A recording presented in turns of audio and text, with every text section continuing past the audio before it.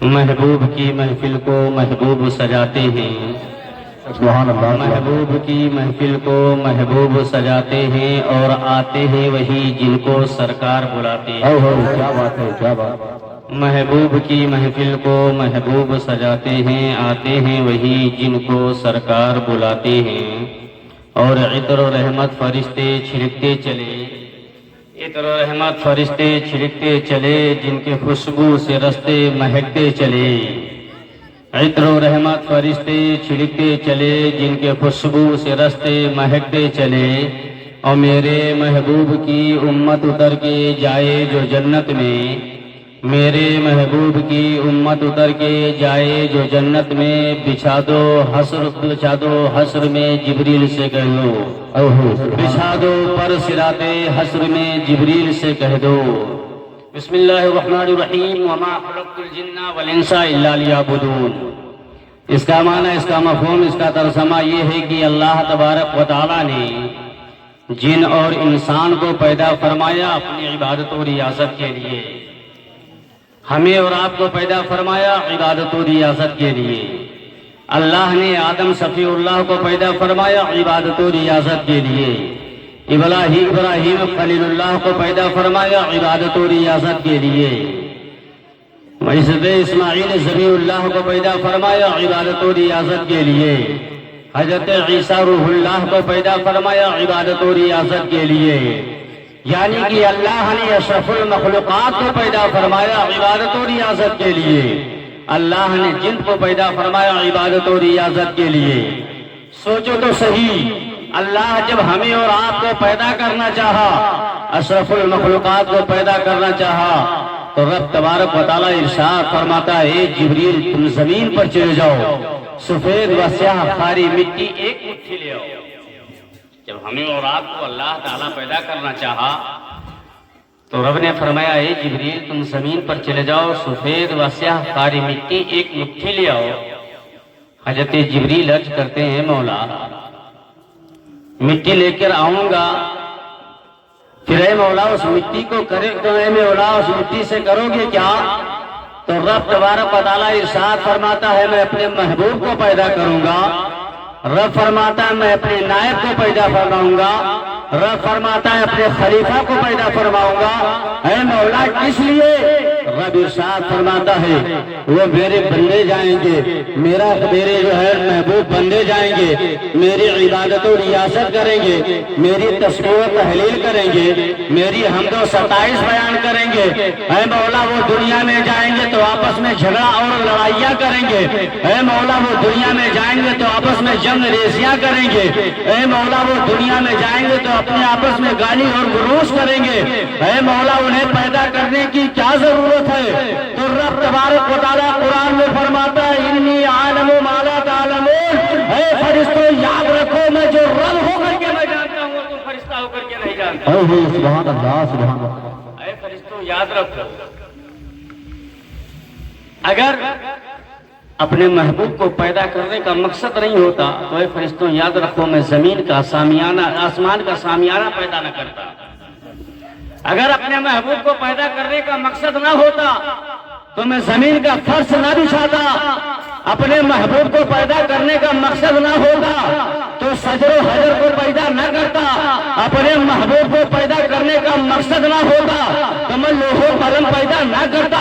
اپنے محبوب کو پیدا کرنے کا مقصد نہ ہوتا تو میں عرش و کرسی کو پیدا نہ کرتا۔ اور تاریخ کو دیکھو، رب فرماتا ہے فرشتے جاؤ اور جبریل جاؤ زمین سے مٹی لے آؤ۔ جبریل علیہ السلام زمین پر تشریف لے کر کے آتے ہیں، جیسے جھک کر کے مٹی کو اٹھانا چاہتے ہیں، مٹی عرض کرتی ہے، اے جبریل میرے حصے کو جدا کر کے کہاں لے جا رہے ہو؟ مٹی رو کر کے عرض کرتی ہے، اے جبریل میرے حصے کو جدا مت کرنا۔ حضرت جبریل فرماتے ہیں کہ اے مٹی تم سے اللہ تبارک و تعالیٰ اپنے خلیفہ کو پیدا کرنا چاہتا ہے، اپنے نائب کو پیدا کرنا چاہتا ہے، اپنے محبوب کو پیدا کرنا چاہتا ہے، اشرف المخلوقات پیدا کرنا چاہتا ہے۔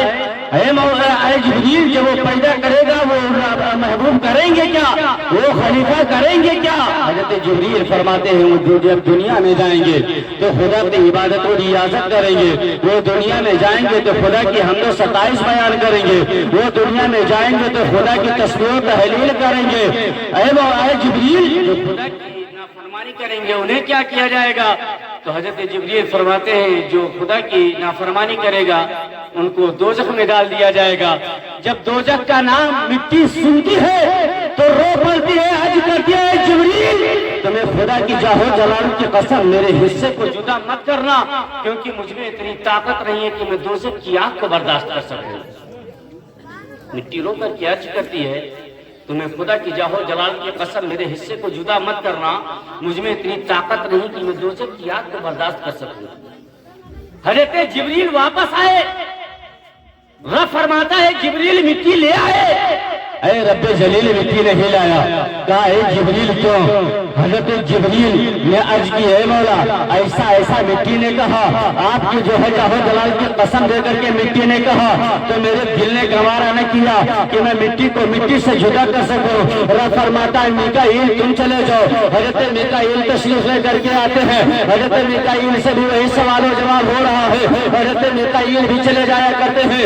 رب فرماتا ہے اسرافیل تم چلے جاؤ، حضرت اسرافیل زمین پر تشریف لے کر کے آتے ہیں، وہی سوال و جواب حضرت اسرافیل سے بھی ہو رہا ہے۔ رب فرماتا ہے اسرائیل تم چلے جاؤ، حضرت اسرائیل زمین پر تشریف لے کر کے آتے ہیں، حضرت اسرائیل جیسے مٹی کو اٹھانا چاہتے ہیں مٹی رو کر کے عرض کرتی ہے اے اسرائیل تمہیں خدا کی جاہ و جلال کی قسم میرے حصے کو جدا مت کرنا، مجھ میں اتنی طاقت نہیں ہے کہ میں دوزخ کی آگ کو برداشت کر سکوں۔ حضرت اسرائیل عرض کرتے فرماتے ہیں اے مٹی یاد رکھ میں تمہاری جدائی برداشت کر سکتا ہوں لیکن خدا کی نافرمانی نہیں کر سکتا۔ حضرت اسرائیل نے مٹی کو اٹھایا نا، اور اٹھانے کے بعد بارگاہ خداوندی میں پیش کیا۔ رب نے فرمایا اے اسرائیل مٹی لے آئے۔ حضرت اسرائیل عرض کرتے ہیں اے رب جلیل مٹی لے آیا۔ کہا کیا تم سے سوال و جواب نہیں ہوا تھا؟ اے مولا مجھ سے بھی سوال و جواب ہوا تھا، لیکن میں نے مٹی سے کہہ دیا اے مٹی یاد رکھ میں تمہاری جدائی برداشت کر سکتا ہوں، میں تمہارا رونا برداشت کر سکتا ہوں لیکن خدا کی نافرمانی نہیں کر سکتا ہوں۔ اے پروردگار یا اللہ مٹی لے آیا۔ رب نے فرمایا اے اسرائیل میں تم سے بہت خوش ہوں، میں تمہیں ایک خدا عطا فرمانا چاہتا ہوں، میں تمہیں ایک منصب عطا فرمانا چاہتا ہوں، میں تمہیں ایک قائم مقام عطا فرمانا چاہتا ہوں۔ حضرت اسرائیل عرض کرتے ہیں مولا جلدی بتا کون سا خدا عطا فرمانا چاہتا ہے، کون سا قائم مقام عطا فرمانا چاہتا ہے، کون سا منصب عطا فرمانا چاہتا ہے؟ رب فرماتا ہے اسرائیل میں تمہیں وہ خدا عطا فرمانا چاہتا ہوں، میں تمہیں وہ قائم مقام عطا فرمانا چاہتا ہوں، میں تمہیں وہ منصب عطا فرمانا چاہتا ہوں۔ جس طرح تم مٹی کو مٹی سے جدا کیے ہو اسی طرح مٹی کو مٹی سے ملاتے جانا۔ قرآن میں آیا منہا خلقناکم وفیہا نعیدکم ومنہا نخرجکم تارۃ اخری۔ اللہ نے ہمیں اور آپ کو اسی مٹی سے پیدا فرمایا، وفیہا نعیدکم ہمیں اور آپ کو اسی مٹی میں جانا ہے، ومنہا نخرجکم تارۃ اخری۔ جب رب چاہے گا اسی مٹی سے ہمیں اور آپ کو زندہ فرمائے گا۔ اور جو لوگ اپنے ذہن میں یہ خیال رکھیں کہ ایسا نہیں ہوگا وہ کافر و مرتد ہے۔ یہ قرآن اعلان کر رہا ہے جب رب چاہے گا اسی مٹی سے زندہ فرمائے گا۔ اور تاریخ کو دیکھو، رب نے فرمایا اے فرشتوں یہ مٹی وہاں رکھو۔ فرشتوں نے عرض کی مولا کہا یہ مٹی وہاں رکھو جہاں میرا کعبہ موجود ہے، یہ مٹی وہاں رکھو جہاں میرا کعبہ موجود ہے۔ ارے کعبہ وہ کعبہ کہ چاہے کوئی عراق سے جائے تو کعبے کی جگہ پر کعبے کا طواف کرے، چاہے کوئی ہندوستان سے جائے تو کعبے کی جگہ پر کعبے کا طواف کرے، کوئی امریکہ سے جائے تو کعبے کی جگہ پر کعبے کا طواف کرے، افریقہ سے جائے تو کعبے کی جگہ پر کعبے کا طواف کرے۔ ارے دنیا کا حاجی جب حج کرنے کے لیے جاتا ہے، طواف کعبہ کے لیے جاتا ہے تو کعبے کی جگہ پر کعبے کا طواف لوگ کرتے ہیں، لیکن اللہ کی ایک مقدس بندی ایسی ہے جس کا طواف کرنے کے لیے کعبۃ اللہ خود چلا گیا، جس کو دنیا حضرت رابعہ مسیحہ کے نام سے جانتی ہے۔ نعرے تکبیر، نعرے رسالت، نعرے رسالت، علماء اہل سنت، علماء اہل سنت، زیارت حرمین شریفین، نعرے سبحان اللہ سبحان اللہ. سب سے پہلے کعبے کی بنیاد کس نے رکھی؟ فرشتوں نے رکھی.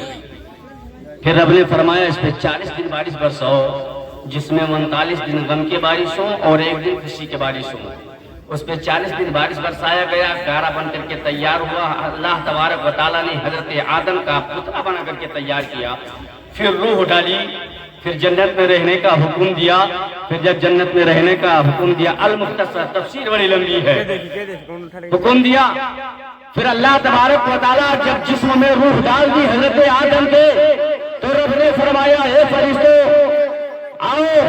حضرت جبریل کو بلایا گیا، حضرت میکائیل کو بلایا گیا، حضرت اسرافیل کو بلایا گیا، حضرت اسرائیل کو بلایا گیا. وہاں اجازیل بھی موجود تھا، وہاں اجازیل بھی موجود تھا. رب نے فرمایا اے اجازیل تو میرے محبوب آدم کو سجدہ کر.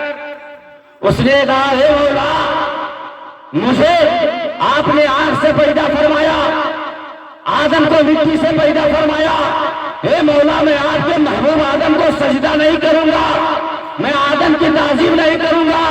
رب نے فرمایا اے اجازت تو میرے محبوب آدم کو سجدہ کر لے. آج کرنے لگا مولا میں نہیں کروں گا. رب فرماتا ہے اجازت تو میرے محبوب آدم کو سجدہ کر لے، ورنہ میں تمہیں اپنے جنت سے نکال دوں گا، میں تمہیں اپنی دربار سے نکال دوں گا، میں تمہیں اپنی بارگاہ سے نکال دوں گا.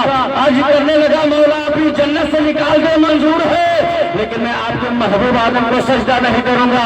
رب نے فرمایا اے اجازت تو میری بارگاہ سے نکل جا، اے اجازت تو میری دربار سے نکل جا، اے اجازت تو یہاں سے نکل جا. اللہ تبارک و تعالیٰ نے اجازت کو نکال دیا.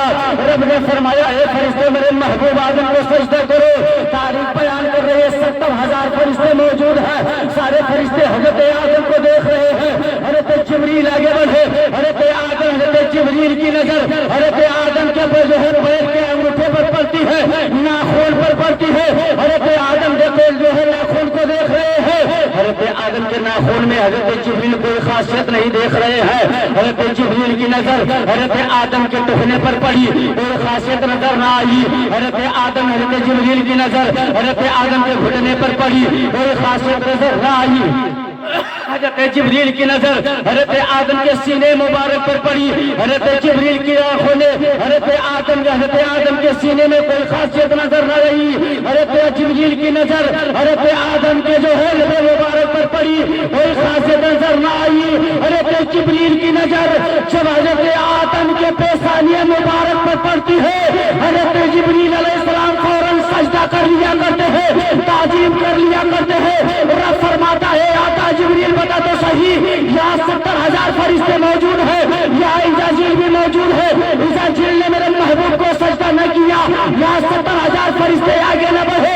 اے جبریل بتا تو صحیح، تم نے میرے محبوب کے اندر کون سی خاصیت دیکھی؟ حضرت جبریل عرض کرتے ہیں مولا میں نے آدم کے ٹخنے کو دیکھا، کوئی خاصیت نظر نہ آئی. آدم کے گھٹنے کو دیکھا، کوئی خاصیت نظر نہ آئی. آدم کے سینے کو دیکھا، کوئی خاصیت نظر نہ آئی. حضرت آدم کے لبے مبارک کو دیکھا، کوئی خاصیت نظر نہ آئی. لیکن اے مولا جب جبریل کی نظر نے آدم کے پیشانی کو دیکھا تو کیا دیکھا کہ آدم کے پیشانی میں نور محمد. اللہ سبحان اللہ ماشاء اللہ ماشاء اللہ سبحان اللہ. کیا بات ہے کیا بات ہے. جبریل کی نظر سبحان اللہ سبحان اللہ.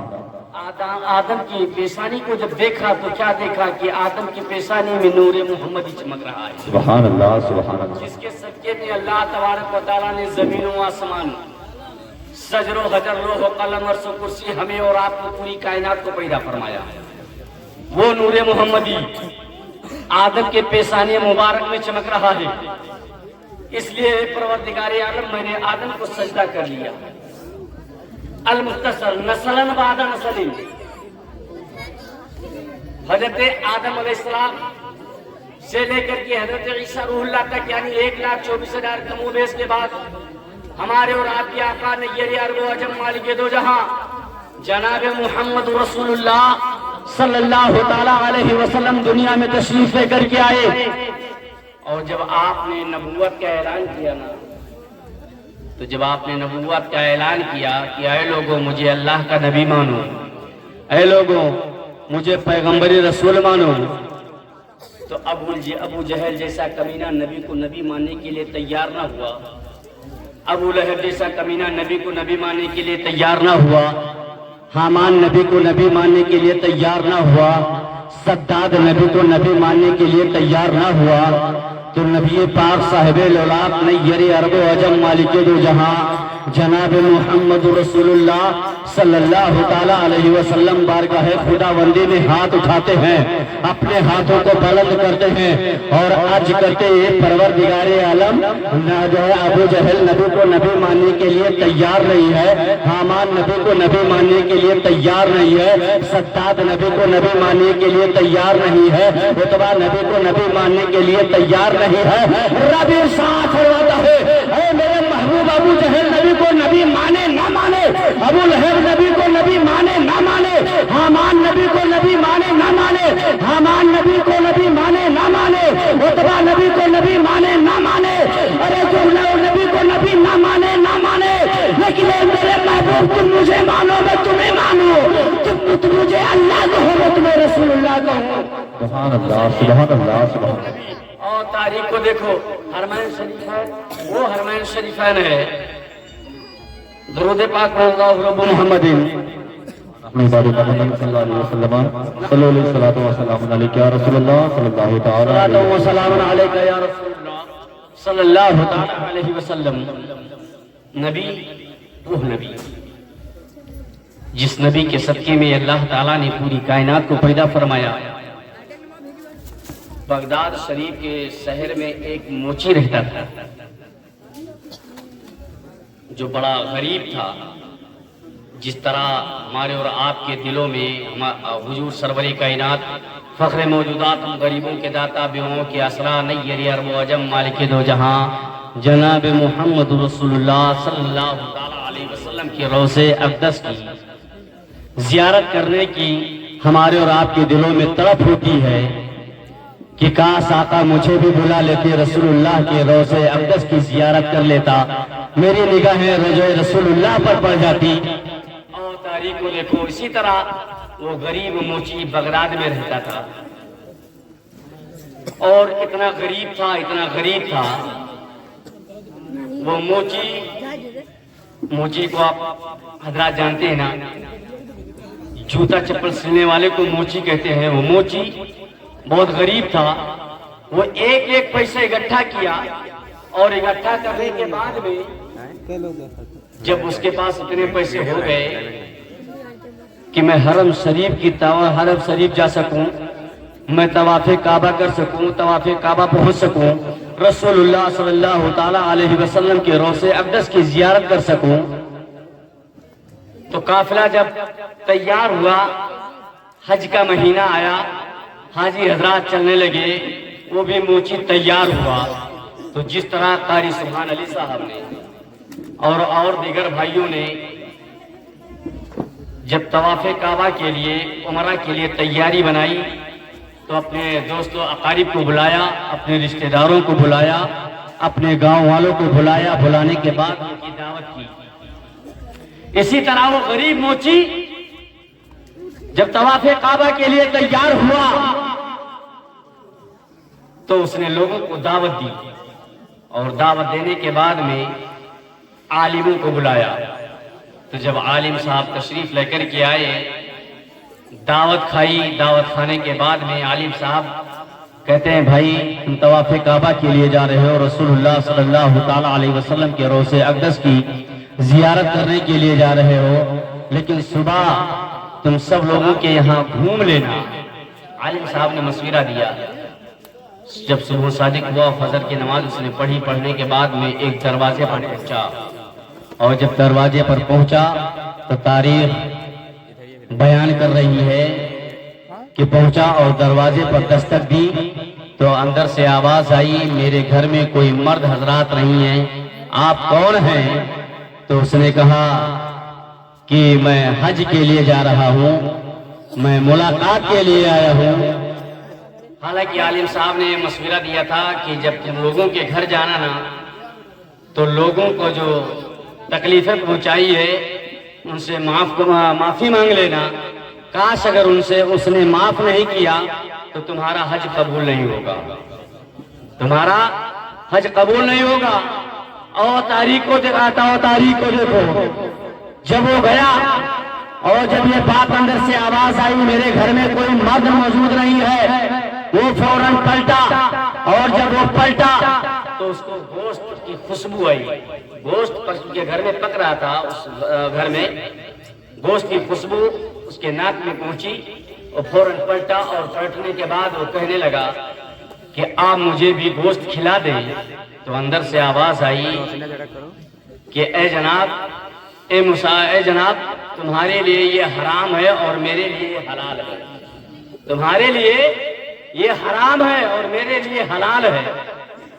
تو وہ موچی کہنے لگا آپ رسول اللہ کے چاہنے والی ہیں، آپ امت محمدیہ میں ہیں، آپ کے لیے کیسے یہ جائز ہے، حلال ہے اور میرے لیے حرام ہے؟ تو وہ خاتون اندر سے جواب دیتی ہیں ہاں یہ میرے لیے حلال اس لیے ہے کہ آج میرے چھوٹے چھوٹی بچیاں ہیں، آج کئی دنوں سے میرے گھر میں پھاتا چل رہا ہے اور میرے گھر میں کھانے کا کوئی انتظام نہیں ہے، اور میرے گھر میں آج کئی دن سے کوئی چیز جو ہے بنا پکا نہیں ہے، آج میرے بچوں کی جان جانے کی باری ہے، اس لیے میں جو ہے ایک مردہ جانور کا گوشت لے کر کے آئی ہوں اور میں اپنے بچوں کو کھلا رہی ہوں۔ اسلام میں ہر جو ہے مردار چیز کا جو ہے گوشت کھانا حرام ہے، لیکن اگر کوئی ایسا وقت آ جائے کہ اگر اس کے گھر میں پھاکا چل رہا ہے، کھانے کا انتظام نہیں ہے اور ملنے کا بھی کوئی انتظام نہیں ہے، تو سوچو تو صحیح، اس چیز کو کھا کر کے اس کی جان اگر بچ جائے تو وہ حلال ہے اس کے لیے۔ اور تاریخ کو دیکھو، وہ وہاں سے پلٹا اور پلٹنے کے بعد جب وہ چلنے لگا پھر 4 قدم بڑھا، بڑھنے کے بعد پھر پلٹا، پلٹنے کے بعد میں کہا اے بہن بتا دے صحیح آخر تو ہے کون؟ تو وہ عرض کرنے لگی کہ میں جو ہے اسی محلے کے رہنے والی ہوں۔ اے حاجی حضرت، اے حاجی تم حج کرنے کے لیے جا رہا ہے تو طواف کعبہ کے لیے جا رہا ہے تو میرے نانا سے میرا سلام کر دینا، یہ غربت کا حال میرے نانا کی بارگاہ میں پیش کر دینا۔ جب لفظ نانا وہ انسان سنتا ہے، وہ موجی سنتا ہے تو اس کے آنکھوں سے آنسو کے قطرات ٹپکتے ہیں، ٹپکنے کے بعد میں روتا ہوا بلکتا ہوا اپنے گھر آیا، اور گھر آنے کے بعد میں جتنے پیسے جتنے رقم اس نے اکٹھا کیے تھے وہ جا کر کے اور اس دروازے پر پہنچا، پہنچنے کے بعد میں آواز دی، آواز جب دی تو وہ خاتون بولتی ہے کون؟ وہ کہنے لگا میں حج کرنے کے لیے جا رہا ہوں۔ ایک تھیلا پڑھایا اور پڑھانے کے بعد میں کہا بہن آپ اس تحفے کو قبول کر لے، انکار مت کرنا۔ اور تاریخ کو دیکھو، وہ تحفہ قبول کر لیا کرتی ہے، آپ وہ لوٹ آیا کرتا ہے، جب یہ لوٹ کر کے آتا ہے حاجی حضرات اس کے انتظار میں تھے، قافلہ نکلنے والا تھا، جب یہ قافلہ والوں کے پاس پہنچا قافلہ والے کہنے لگے جب تو کہاں چلا گیا تھا؟ تمہارے انتظار میں ہم لوگ ابھی تک ٹھہرے تھے، جلدی کر تیار ہو جا اور قافلہ کے ساتھ چل۔ وہ عرض کرنے لگا نہیں بھائی نہیں، آپ لوگ طواف کعبہ کے لیے جائے، زیارت حرمین شریف الفین کے لیے جائے، روضہ رسول اللہ کی زیارت کرنے کے لیے جائے، میں نہیں جا پاؤں گا۔ وہ حاجی حضرات جو ذریعہ تھے وہ لوگ جانے لگے، اور یہ جو ہے لوٹ کر کے آیا، اپنے گھر میں بیٹھ جایا کرتا ہے، محلے کے لوگ تانا دیا کرتے ہیں یہ بڑا کمینہ ہے، یہ بڑا بدبخت ہے، لوگ یہ آسا لگایا کرتے ہیں، یہ انتظار کیا کرتے ہیں کہ روضہ رسول اللہ کی زیارت ہو جائے، یہ روضہ رسول اللہ کی زیارت کر لو، حرم شریف کی زیارت کر لو، طواف کعبہ کر لو، صفا اور مروہ کا دورہ کر لو، لیکن یہ جاتے جاتے رک گیا، یہ بڑا وقت ہے، بڑا بدبخت ہے، یہ بڑا کمینہ ہے، یہ بڑا نالائق ہے۔ لوگ تانے دینے لگے، جب لوگوں کے تانے سنتے سنتے حاجی حضرات حج کرنے کے لیے چلے جایا کرتے ہیں، یہ اپنے گھر میں بیٹھ جایا کرتا ہے، دروازے بند کر لیا کرتا ہے، اس کے بچے کو لوگ تانا دیا کرتے ہیں تیرا باپ ایسا ہے، تیرا باپ کمینہ ہے، جب طواف کعبہ کے لیے نہ گیا بچوں کو لوگ تانے دے رہے ہیں، اس کی عورتوں کو لوگ تانا دے رہے ہیں، وہ گھر میں بیٹھا ہوا ہے۔ لیکن اور تاریخ کو دیکھو، وہاں جو ہے اس سال حضرت قطب الدین بختیار کاکی بھی طواف کعبہ کے لیے گئے تھے، زیارت حرمین شریفین کے لیے گئے تھے، حضور رسول اللہ کے روضہ اقدس کی زیارت کرنے کے لیے گئے تھے۔ تاریخ بیان کرتی ہے کہ جب آپ کا سفر پورا ہو گیا، حضرت قطب الدین بختیار کاکی کا جب سفر پورا ہوا، ان کے جو ساتھ میں لوگ تھے، لوگ کہنے لگے چلو چلتے ہیں بازار میں کچھ سامان خرید لیں، خریدنے کے بعد میں کل یہاں سے روانہ ہونا ہے، یہاں سے نکلنا ہے۔ حضرت قطب الدین بختیار کاکی فرماتے ہیں کہ اے لوگوں، جو تم لوگوں کو خریدنا ہے خرید لو۔ آپ اپنے دل میں سوچتے ہیں کہ حرم شریف میں آج میری آخری رات ہوگی۔ آپ جو ہے حرم شریف کے صحن میں بیٹھ جایا کرتے ہیں، رسول مقبول صلی اللہ تعالیٰ علیہ وسلم کی محبت میں بیٹھے رہتے ہیں، پوری رات تسبیح و تحلیل کرتے ہیں۔ ان کے سب کے سب ساتھی چلے جایا کرتے ہیں۔ حضرت قطب الدین بختیار کاکی فرماتے ہیں کہ جب رات کا 2 حصہ گزر چکا، رات کا 1 حصہ جب بچا نا، تو آسمان سے 2 فرشتے اترے، آسمان سے 2 فرشتے اترے، اپنے آپس میں گفتگو کر رہے ہیں، اور اپنے آپس میں گفتگو کر رہے ہیں۔ ایک فرشتہ پوچھتا ہے کہ 2 لاکھ حاجی حضرات حج کرنے کے لیے آئے ہیں، ان میں کتنے لوگوں کی حج اللہ تبارک و تعالیٰ نے قبول کی اور کتنے لوگوں کی نہیں کی؟ تو دوسرا فرشتہ فرماتا ہے اللہ تعالیٰ نے جتنے حاجی حضرات آئے تھے سبھی حاجی حضرات کی حج کو اللہ تعالیٰ نے قبول و مقبول عطا فرما لیا۔ تو پوچھا یہ کیسے؟ فرشتے اپنے آپس میں گفتگو کر رہے ہیں، باتیں کر رہے ہیں، تو دوسرا فرشتہ کہتا ہے کہ ایک حاجی ایسا ہے جو حج کرنے کے لیے نہیں آیا، اور اس حاجی کے صدقے میں اللہ تعالیٰ نے 2 لاکھ حاجی حضرات کے حج کو قبول و مقبول عطا فرما لیا۔ 2 لاکھ حاجی حضرات کے حج کو اللہ نے قبول فرما لیا۔ پھر فرشتہ پوچھتا ہے وہ کہاں کا رہنے والا ہے، وہ کون ہے؟ تو فرشتہ فرماتا ہے وہ بغداد کا رہنے والا ہے، فلاں نام ہے۔ حضرت قطب الدین بختیار کاکی فرماتے ہیں جب سے میں نے یہ بات سنی نا، تو میرے ساتھی اپنے گھر کے لیے روانہ ہونے لگے، تو کہنے لگے اے قطب الدین چلو چلائیں۔ لوگ ادھر روانہ ہوئے اور میں فوراً وہاں سے بغداد کے لیے روانہ ہو گیا۔ جب سے میں نے فرشتوں کے باتوں کو سنا، میرے دل میں طلب پیدا ہو گئی کہ اللہ کا وہ کون سا نیک بندہ ہے جس کے صدقے میں اللہ نے 2 لاکھ حاجی حضرات کے حج کو قبول فرما لیا۔ دیکھے تو صحیح وہ اللہ کا نیک برگزیدہ بندہ ہے کیسا۔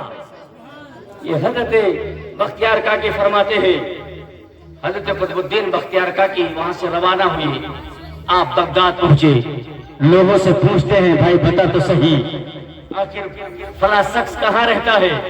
تو لوگوں نے کہا آپ اس نالائق کے بارے میں بات کر رہے ہیں، آپ اس بدبخت کے بارے میں بات کر رہے ہیں، آپ اس کمینے کے بارے میں بات کر رہے ہیں جو طواف کعبہ جاتے جاتے رک گیا، جا نہ سکا، جو حرم شریف جاتے جاتے جا نہ سکا، جو رسول اللہ کے روضے اقدس کی زیارت کرنے کے لیے جا رہا تھا وہ جا نہ سکا، اس کمینے کے بارے میں بات کرتے ہیں۔ حضرت قطب الدین بختیار کاکی کا تیمر بدل گیا۔ حضرت بختیار کاکی فرماتے ہیں نادان، ارے تم اس شخص کے بارے میں جانتے نہیں ہو۔ وہ لوگ کہنے لگے حضرت آپ نہیں جانتے ہیں، وہ طواف کعبہ جاتے جاتے جا نہ سکا، اس کے بارے میں آپ باتیں کر رہے ہیں۔ حضرت قطب الدین بختیار کاکی فرماتے ہیں بتا تو صحیح وہ رہتا کہاں ہے؟ حضرت قطب الدین بختیار کاکی رحمت اللہ تعالی علیہ لوگوں نے بتایا، حضرت قطب الدین بختیار کاکی اس کے گھر پہنچے، دروازے پر دستک دی، اس نے کہا کون؟ تو یہ کہتے ہیں مجھے اندر آنے کی اجازت دو، میں مسافر ہوں۔ تو وہ اندر سے کہتا ہے کہ حضرت ویسے میں بہت ستایا ہوا ہوں، لوگ مجھے گالیاں دیتے ہیں، اپنے ساتھ کسی کو مت لانا۔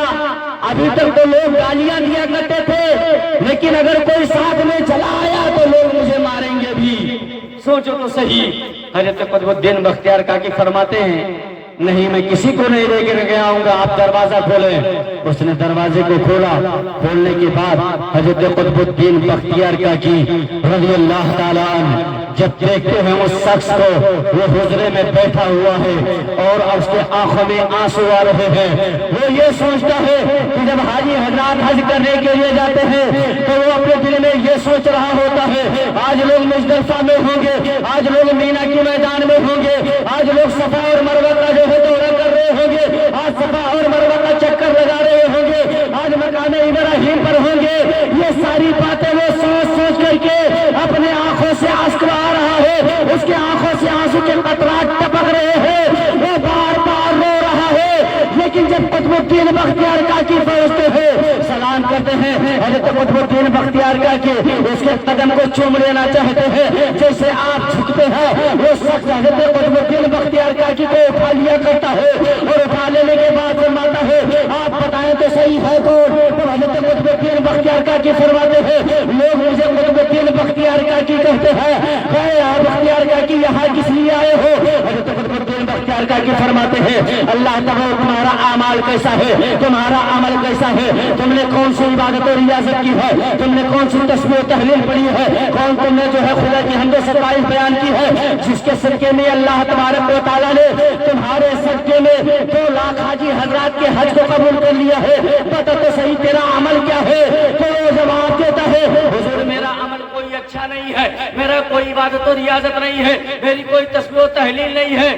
لیکن وہ سارا واقعہ حضرت قطب الدین بختیار کاکی سے وہ بیان کرتا ہے حضور ایسا ایسا معاملہ تھا، رسول اللہ کے گھرانے کی بیٹی، رسول اللہ کی شہزادی کے حال جو ہے گھر کا حالات ایسا تھا، غربت کا عالم یہ تھا، میں نے جو حج کے لیے رقم اکٹھا کیے تھے میں نے سواری کو بھی بیچ دیا، جتنے پیسے تھے میں لے جا کر کے رسول اللہ کی شہزادی کے ہاتھ کے حوالے کر دیا، رسول اللہ کی شہزادی کے حوالے کر دیا۔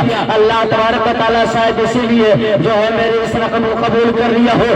اور تاریخ کو دیکھو پھر بھی حضرت ابراہیم حضرت بختیار کاکی جب یہ بات بیان کرتے ہیں اس کے دل میں پھر بھی سکون نہیں ملتا ہے، اس کو تسلی نہیں ملتا ہے۔ حضرت قطب الدین بختیار کاکی واپس چلے جایا کرتے ہیں، جب آپ چلے جایا کرتے ہیں آسمان سے ایک بادل اٹھتا ہے، اٹھنے کے بعد میں گھنگھور بارش ہوتی ہے اور رحمت الہی جوش میں آتی ہے، رحمت الہی جب جوش میں آتی ہے بارش ختم ہو جایا کرتی ہے، پھر اس کے بعد میں رسول مقبول دانائے ہوئے نیر عرب و عجم مالک دو جہاں جناب محمد رسول اللہ صلی اللہ تعالیٰ علیہ وسلم تشریف لے کر کے آتے ہیں، اور جب تشریف لے کر کے آتے ہیں نبی پاک صاحب الاولاد نیر عرب و عجم مالک دو جہاں جناب محمد رسول اللہ صلی اللہ تعالیٰ علیہ وسلم کو جب وہ شخص دیکھتا ہے، وہ موچی دیکھتا ہے تو عرض کرنے لگا یا رسول اللہ آپ کو آنے کی کیا ضرورت تھی؟